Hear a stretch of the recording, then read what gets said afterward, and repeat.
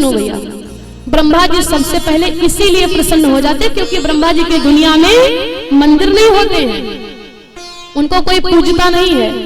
और दूसरी बात ये बताया इसलिए प्रसन्न होते, आप लोग देखते हो पूजा पाठ होती है तो चाहे जो वक्त आए जयकारा शंकर जी का लगवाता, बोलिए शंकर भगवान की, बोलिए विष्णु भगवान की, ये तो जयकारा बुलवाते हैं। लेकिन आज तक किसी वक्ता ने ये कहा बोले ब्रह्मा भगवान की, नहीं कहा ना।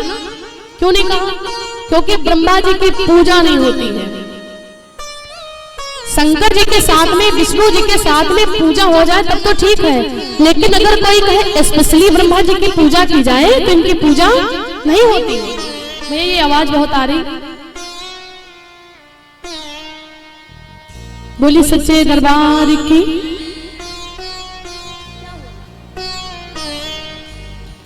बोली गणेश भगवान की। तो हुआ क्या, कहने लगा कि सुनो ब्रह्मा जी के मंदिर दुनिया में नहीं होते हैं, पूजा नहीं होती है। क्यों पूजा नहीं होती? क्योंकि ब्रह्मा जी को श्राप है। ब्रह्मा जी को श्राप क्यों? आप लोग आज देखते हो जिस फोटो में, जिस कैलेंडर में, जिस तस्वीर में देखोगे तो ब्रह्मा जी के 4 शीश देखने को मिलेंगे। आज ब्रह्मा जी के 4 शीश हैं, पहले इनके 5 शीश थे लेकिन आज 4 है। 5 क्यों नहीं रहे? क्योंकि ब्रह्मा जी का एक शीश अपने कन्या के ऊपर मोहित हो गया था, माता सरस्वती के ऊपर। माता सरस्वती ब्रह्मा जी की पत्नी नहीं है, कुछ लोग पत्नी बता देते हैं, पत्नी नहीं बेटी है, क्योंकि ब्रह्मा जी के ही शरीर से उत्पन्न हुई है माता सरस्वती। तो जब एक शीश माता सरस्वती के ऊपर मोहित हो गया तो भगवान विष्णु ने उस शीश को ही काट दिया, और जब काट दिया उसके बाद में श्राप दे दिया कि ब्रह्मा जी मैं तुमको श्राप देता हूं कि दुनिया में तुम्हारी पूजा नहीं होगी, क्योंकि एक पिता होकर के बेटी के ऊपर शीश मोहित हो गया। बोले ठीक है। और श्राप देने के बाद में इतनी कथा ब्रह्मा नारद जी ने उस आदमी को सुना दी। तो कहने लगा ठीक है। नारद जी कहने लगे अगर तुमको कुछ पाना है तो सबसे जाकर के ब्रह्मा जी की पूजा करो। क्यों? क्योंकि दुनिया में उनकी पूजा कोई नहीं करता, और भूल से भी उनके नाम से कोई अगरबत्ती लगा दे कि वो प्रकट हो जाते, सोचते अगर हम नहीं प्रकट होंगे तो जो आया कस्टमर ये भी वापस चला जाएगा, इसलिए ब्रह्मा की पूजा करो। अब वो कलयुग का भक्त था, बड़ा होशियार था, एक जंगल में गया और जंगल में जाकर के उसने तपस्या की 3 महीने तक। ध्यान से सुनिएगा, 3 महीने तक तपस्या की। ओम ब्रह्मणे नमः, ओम ब्रह्मणे नमः, ओम ब्रह्मणे नमः। 3 महीने तक उसने पूजा की। और कैसे भी भैया 3 महीने ही पूरे हुए थे कि ब्रह्मा जी प्रकट हो गए। और जब ब्रह्मा जी प्रकट हो गए तो ब्रह्मा जी ने कहा भैया हम तुम्हारी तपस्या से प्रसन्न हैं, तुम कोई वरदान मांग लो। ध्यान से सुनिएगा, लेकिन सुनो, तुमने मुझे प्रसन्न करने के लिए 3 महीने तक पूजा किया है, तपस्या किया है, इसलिए तुमको हम केवल 3 वरदान देंगे। 3 महीने पूजा किया तो 3 वरदान। बोला ठीक है। तो अब वो कलयुग का आदमी सोचने लगा वरदान केवल 3 मिलेंगे और मेरे पास तो कुछ भी नहीं है, ना पत्नी है, ना बच्चे हैं, ना धन है, ना दौलत है, ना कार है, ना घर है, ना मकान, कुछ भी नहीं है, और वरदान केवल 3 मिलना है, तो क्या क्या मांगे, क्या छोड़ दे। लेकिन होशियार बहुत था, सुनिएगा उसने मांगा क्या। कहने लगा ब्रह्मा जी अगर आप मेरी तपस्या से प्रसन्न हो तो पहला वरदान मेरा ये है कि मैं बड़ा आदमी बन जाऊं। पहले वरदान में क्या मांगा? बड़ा आदमी बन जाऊं। ब्रह्मा जी ने कहा तथास्तु, ठीक है। और दूसरा वरदान? बोला दूसरा वरदान मेरा ये है कि मेरा मकान बन जाए खूब अच्छा सा। ब्रह्मा जी ने कहा ठीक है। और भैया तीसरा वरदान? कहने लगा ब्रह्मा जी तीसरा वरदान मेरा ये है कि जब मैं चाहूं तुमसे 3 वरदान फिर मांग सकूं। बड़ा होशियार निकल गया। पहले वरदान में मकान बन जाए, बड़ा आदमी बन जाओ, दूसरे वरदान में मकान बन जाए, और तीसरे वरदान में जब मैं चाहूं तुमसे 3 वरदान फिर मांग सकूं। बड़ा होशियार निकला। अब तो ब्रह्मा जी सोचने लगे भैया ये तो बड़ा गलत हो गया। ब्रह्मा जी को नहीं पता था कि ये कलयुग का भक्त इतना होशियार होता है। ब्रह्मा जी चले गए। अब इसने 3 महीने भक्ति क्या कर ली। ब्रह्मा जी सोच लगे मेरे ट्रेन में तो बैठा ही और आगे का भी रिजर्वेशन करवा लिया इसने। बड़ा चालाक निकला। ब्रह्मा जी तो गए, अब अपने घर में बैठा था। भगवान की कृपा से हुआ क्या, बड़ा आदमी बन गया, मकान ही बड़ा सुंदर बन गया। अब सोचने लगा सब कुछ तो हो गया है, अब मेरा विवाह हो जाना चाहिए, पत्नी घर में हो, बच्चे हो, इसकी रखवाली भी करने के लिए कोई होना चाहिए। तो सोचने लगा कि पहले मन में विचार आया लाओ हम किसी से कहें कि मेरा विवाह करवा दो, लेकिन याद आ गया हम क्यों कहेंगे, 3 वरदान बाकी है ना, ब्रह्मा जी खुद ही आकर के वरदान देंगे, खुद ही विवाह करवाएंगे, हम क्यों मेहनत करें। बहुत चालाक आदमी। और जैसे याद किया ओम ब्रह्मणे नमः, ब्रह्मा जी तुरंत प्रकट हो गए। लल्ला अब क्या चाहिए, कहने लगा सुनो पहली बात ये कि उच्च स्वर में बात कभी भी मत करना। क्यों, बोले 3 महीने भक्ति किया था, फ्री फंड में थोड़ी ना वरदान दे रहे हो, 3 महीने तक भक्ति की थी, तब तो हम जानते कितनी धूप हमारे ऊपर लगी, क्या ओस मेरे ऊपर पड़ी।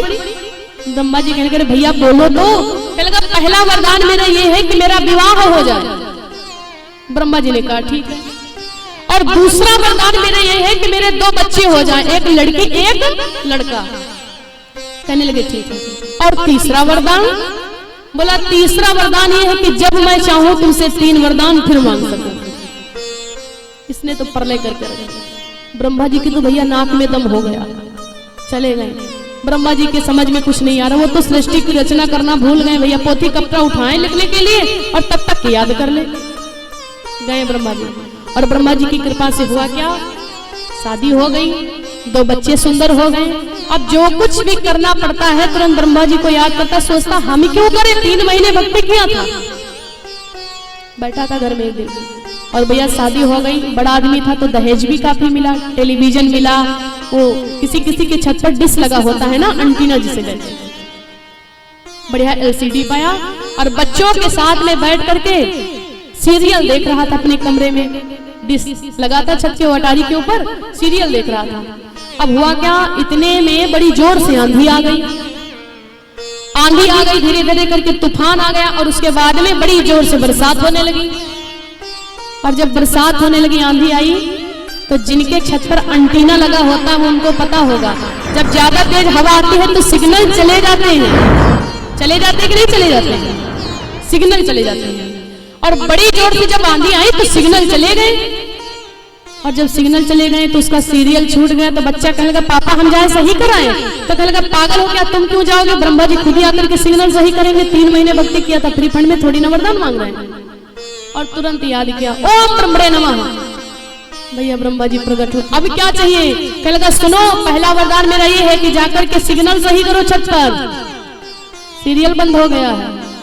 ब्रह्मा जी बेचारे गए, अब मरते तो करते क्या, सिग्नल सही किया। और दूसरा वरदान, बोला दूसरा वरदान ये है कि इतनी तेज बरसात हो रही, अगर हम मार्केट जाएंगे तो भीग जाएंगे, मुझे सर्दी जुकाम बुखार हो जाएगा, और अगर नहीं जाएंगे तो सब्जी साग सब्जी दाल चावल ये कहां से आएगा। तो दूसरा वरदान मेरा ये है कि मार्केट जाकर के मेरे लिए सब्जी जो भी लाना है आप सब्जी उब्जी ला करके दीजिए। बोले ठीक है। और तीसरा वरदान लल्ला, बोला तीसरा वरदान ये कि जब मैं चाहूं तुमसे 3 वरदान फिर मांग सकूं। इस आदमी ने तो नाक में दम कर दी।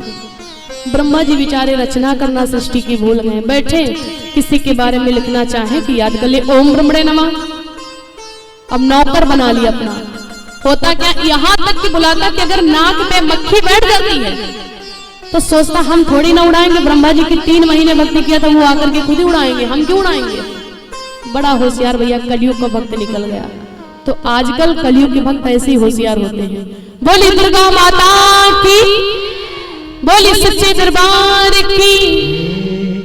वो तो माता जी का जगह भी सुहावे लगी।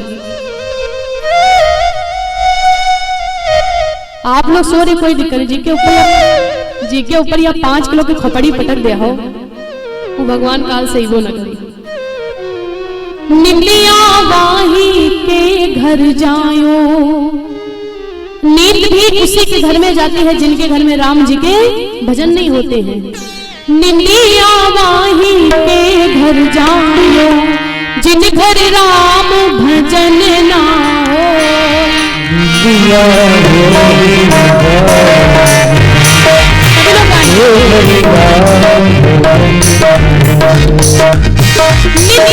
वाली के घर जायो, जिन घर राम भजन ना हो।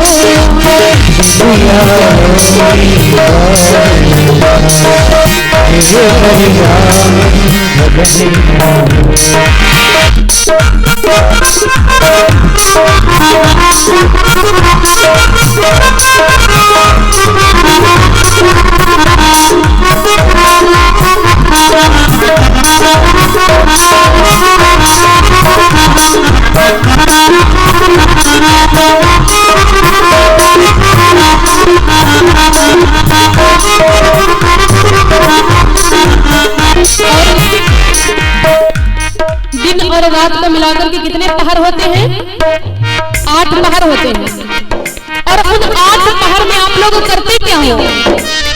4 पहर धंधा माँ पीते, 4 पहर गयो सोई, 4 पहर भाई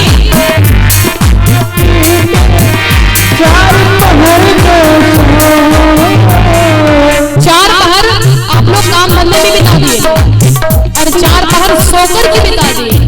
ओ 4 पहर धंधा माँ पीते, 4 पहर गयो सोई,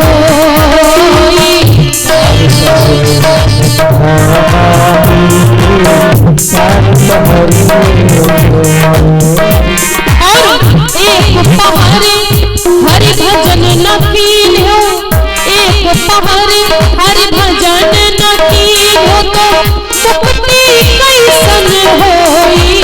सभी उठाएंगे और साथ में कहेंगे क्या? निंदिया वाणी के लग जाओ, भजन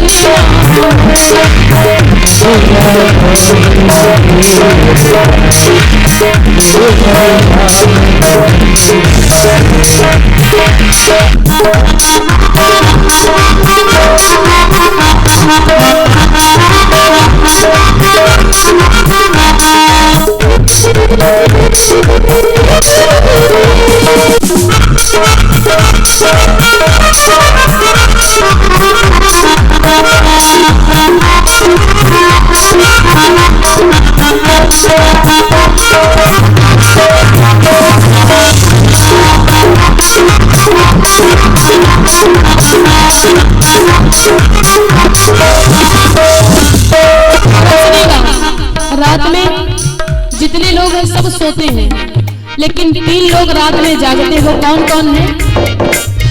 या तो वो जागे राजा रानी, या तो वो जागे चोर, या तो वो जागे राजा रानी, रात में या तो राजा रानी जागते अपने धन की रक्षा करने के लिए, और या तो चोर जागते हैं चोरी करने के लिए। लेकिन तीसरा आदमी कौन है? या तो वो जागे राजा रानी, या तो वो जागे चोर।